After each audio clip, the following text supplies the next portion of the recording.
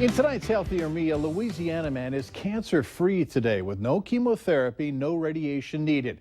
A robot-assisted procedure helped a surgeon remove 2 feet of his colon, and within 2 days, he was back to his active life.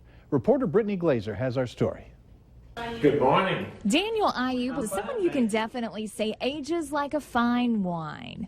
Okay. This soon-to-be 82-year-old and former high school principal still substitute teaches today, volunteers, and is part of a musical performing group. Well, that's just the way I am. I've always been active all the time, and I just like to help out, do things, and keep going. He's always prioritized a doctor's orders, including when the time rolls around for screenings. He told me it was time to do a colonoscopy. He said it's probably the last one you'll have to have because of my age, and it could have been too. Because a questionable mass was discovered. That's what led him to General Surgeon Matthias Nautz, who knew a robot-assisted surgery with the Da Vinci system would be the best option. Doing it minimally invasive or using the robot allowed us to put less strain on him. He would be in the hospital less amount of time. He'd be back on his feet quicker.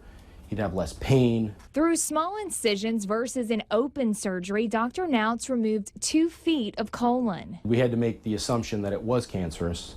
And so the best thing to do would be to give him a cancer operation so that if it did come back and it was a cancerous mass, he would only need 1 operation, and that operation would hopefully cure him, which in this case it did. That mass was cancerous, but fortunately caught before it could spread. Ayub says the surgery was done on a Wednesday, and he was home 2 days later. Now I'm fine. I had no problems. I went home that Friday afternoon. I was out and about Saturday, no problems at all. Ayub adds that the hardest part of the process was limiting his food intake in preparation for the surgery. Later in sports, with Nick DeLuca's injury, how the Bison plan to reload for the next game. Up next, do you own a Whirlpool microwave? Which ones are being recalled and why?